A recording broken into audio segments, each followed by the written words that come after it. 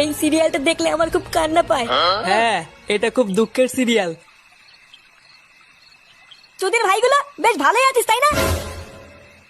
এ কি ফুটো, তুই এখন লেওড়া এক হোমোচোদার জন্য আমার ঘুম উড়ে গেছে, আর তোরা এখানে বসে বসে সিরিয়াল দেখছিস? বাড়া তোর আবার এত রাতে কি হলো?